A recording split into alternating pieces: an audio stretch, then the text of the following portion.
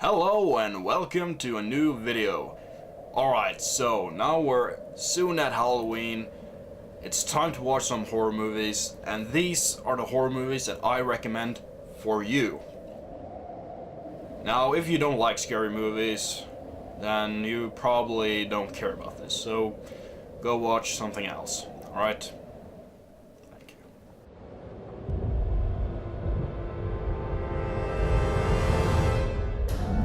Alright, so first off, a 1980 movie. It's directed by Stanley Kubrick, and I think you know what I'm talking about. It's The Shining. Now, The Shining stars Jack Nicholson, and this is one of his greatest performances ever. He plays a lunatic. Well, he's a bit sane in the beginning, and throughout the film he starts to become a little bit more insane for every scene we see him. Now, The Shining, I think everybody has seen it, but it's just to remind you, this is a great film to watch at Halloween.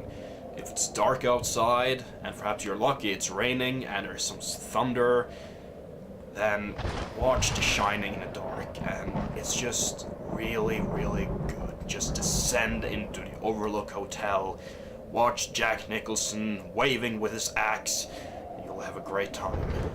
The Shining, a must watch. Next movie is also kind of like a haunted place, and I think one of the best movies to watch at Halloween is haunted places. So the next one I'm talking about here is Evil Dead. This is the original from 1981, directed by Sam Raimi. Now, most people know Sam Raimi from Spider-Man films. I know him from The Evil Dead. Yeah. Now, this one has Bruce Campbell. Now, he's not really that interesting in this movie.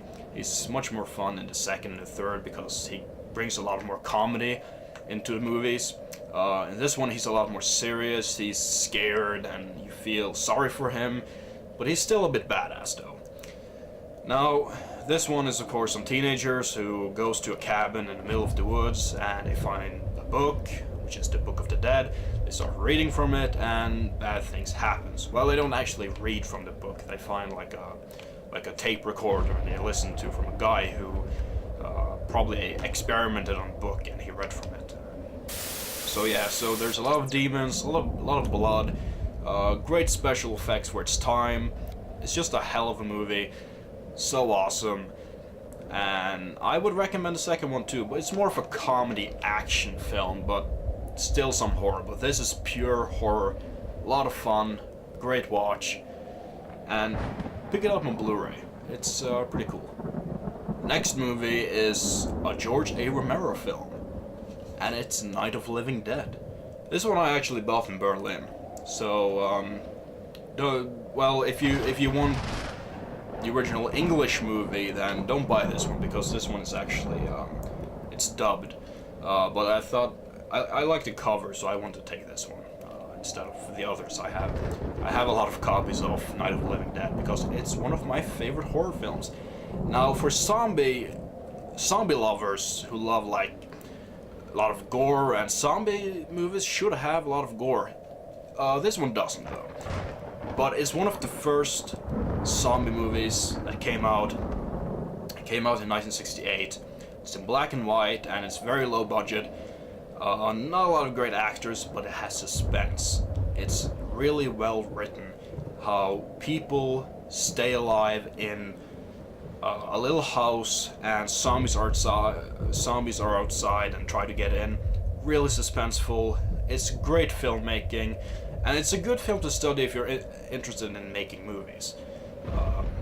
It's really, really great. I highly recommend it. Night of the Living Dead. Now, next one is very old. I mean very old. I'm not talking about the 50s here. This is like really old. But it has a certain style to it that I just love. It's just a movie I have to watch around October because it's really creepy, really well done for its time. I'm talking about Nosferatu from 1922. Now bear with me here, it's really old, very old. And sometimes, you know, it's a silent film, and I know a lot of people don't like silent films. I gotta be honest here, I don't watch a lot of silent films. You know, I watch Charlie Chaplin and horror movies, but often I don't really watch silent horror films. But this one is an exception, because this one is really, really good. Now, this is one of the first Dracula movies, actually. They didn't get the right to use the name Dracula, so they just used Nosferatu, but still really, really cool. The guy Max Schreck, who plays Nosferatu, he does an amazing job. He is one of the creepiest vampires you're ever gonna see, and if you've seen Salem's Lot, which is another vampire film directed by Tobe Hooper, sorry about that. But the main vampire in that movie was definitely inspired by Nosferatu. Just look at this. He is just really creepy. Really well done. Creepy movie. To be a silent film, it's really, really well done. I recommend it if you're interested. But you don't have to. That's just my recommendation. So, but give it a watch. Next one is also an old movie, and I believe it's from the 50s, 1958, and it's Horror of Dracula. Now, this is probably my favorite Dracula movie of all time. It stars Christopher Lee, who you might know from Star Wars prequels. He plays Count Dooku, and he's also in Lord of the Rings, playing Sauron. Now, he's really young here, but he's a badass as Dracula. Now, this was the first Dracula film that he brought the fangs. In 1931 with Bela Lugosi, it didn't have fangs. This one does, and it's in color, it has blood, and it has Peter Cushing playing Van Helsing, who is one of the greatest Van Helsings of all time. Great film. It has some fantastic gothic sceneries. Just a really great watch. Highly recommend it. Next one, and the last one. There's a lot of movies I want to include, but I don't want to make this video too long, so this is the last one I'm going to show you, and since it's the last one, this is probably my favorite horror film of all time. This is actually the only horror film, one of the very few, that scared me senseless. It's The Haunting. Now, bear with me, it's an old movie, yes. It's from the 60s, it's old. But it's just really creepy, and you want to know why? Because it did the right formula. Less is more. This is a ghost movie. It's about a haunted house, Hill House, I believe it was called. And there's 3 people and some professor guy. They try to find out if this house is haunted, because it has like a really horrible history. And indeed, it has ghosts. And it's really creepy, and the reason why it's creepy is that they don't show the ghost. What this movie has is sound effects. Yes, it has a lot of sound effects, and it's really creepy.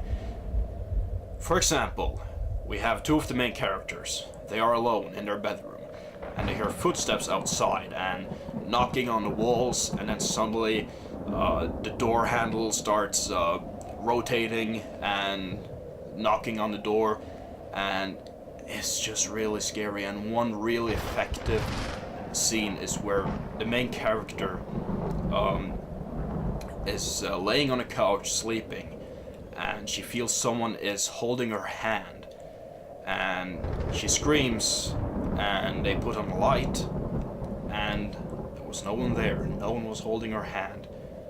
It was so effective, so well done. It has such great acting, beautiful cinematography, and it's a perfect example of showing that less is more. This one I watch on every Halloween because it scares me. It's really scary watching in the dark, raining outside with thunder. If you're lucky though, and watch it in complete darkness alone, and you'll be scared. So, I hope you enjoyed this recommendation video. I hope you have a great Halloween. I'm definitely gonna have a great Halloween. A lot of horror movies I'm gonna watch. So, I hope you enjoyed. please like the video and subscribe to my channel, and stay tuned for more. Goodbye.